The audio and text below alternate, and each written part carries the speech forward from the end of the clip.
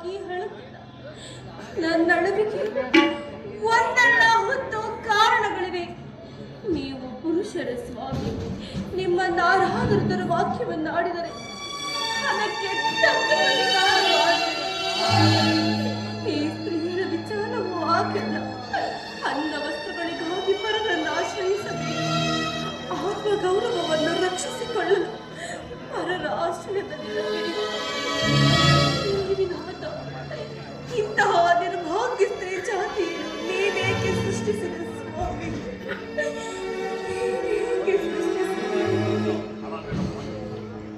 ಹಳಬೇಡ ಪಾಂಚಾಲಿ, ಹಳಬೇಡ. ಸ್ತ್ರೀಯರ ಭಾವದಿರದಿಯು ನಮ್ಮ ಸಮಾಜದ ನಿಯಮ. ಭಗವಾನ್ ಸ್ವರೂಪನಾದ ಆ ಋಷಿಗಳಾಜ್ಞೆ. ಪತ್ನಿಯನ್ನು ಯೂತದಲ್ಲಿ ಪಣವಾಗಿಟ್ಟು ಸೋಲುವುದಾಗಿ ಆ ನಿಮ್ಮ ಋಷಿಗಳು ಜ್ಞಾಪಿಸಿದರೆ ಪತಿಗಳು ತಪಸ್ಸು ಮಾಡಬೇಕು. ಪಾಂಚಾಲಿ,